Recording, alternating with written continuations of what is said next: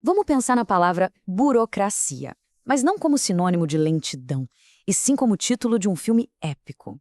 Uma história sobre a busca por ordem no meio do caos, sabe? O projeto de um sistema que foi pensado para ser perfeito, mas que no fim das contas carregava em si a semente da sua própria ruína. Hoje a gente vai explorar os bastidores dessa arquitetura invisível que molda o nosso mundo.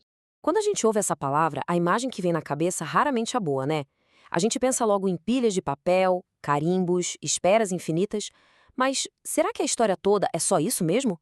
Ou será que estamos julgando a criação pelo seu uso, que nem sempre é perfeito? Acho que vale a pena desafiar essa ideia.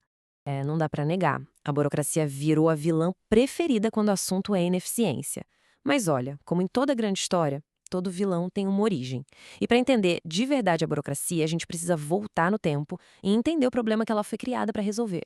Ok, vamos mergulhar um pouco nisso. Para entender a solução, primeiro a gente precisa ter uma noção do tamanho do problema.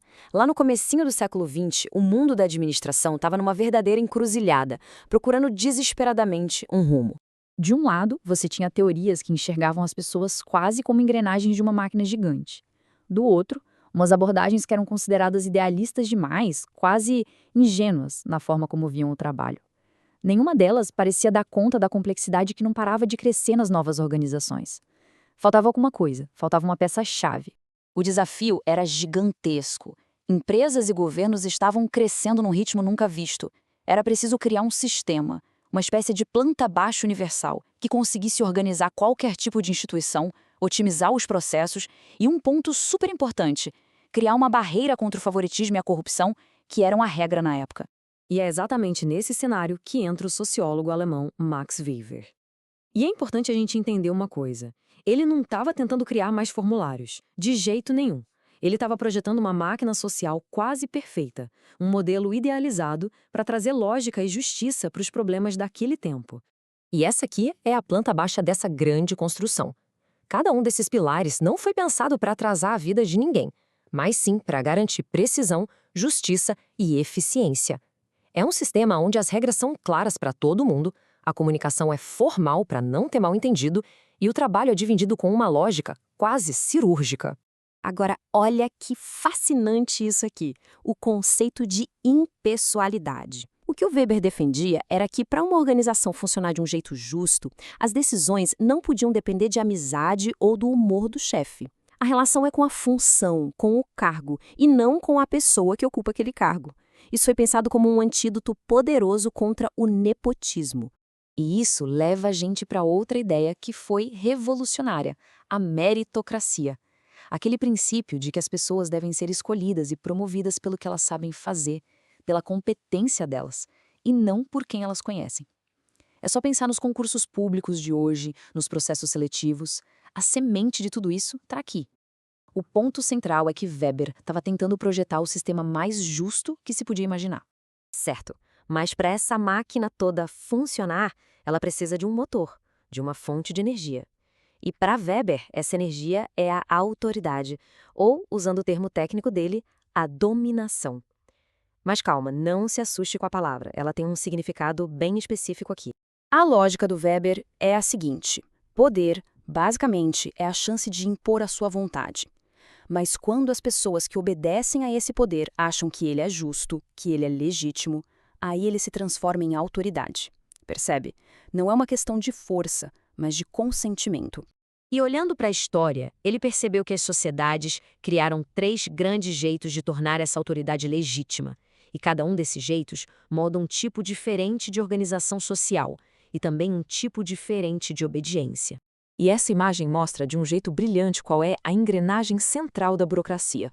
Na dominação que ele chama de tradicional, se obedece ao rei porque, sempre foi assim. Na carismática se segue o líder pela sua personalidade incrível. Mas na racional legal, que é a base da burocracia, a obediência não é à pessoa, é ao conjunto de regras e ao cargo que ela ocupa. A grande obra do sistema é que a gente obedece à lei e não a quem fez a lei.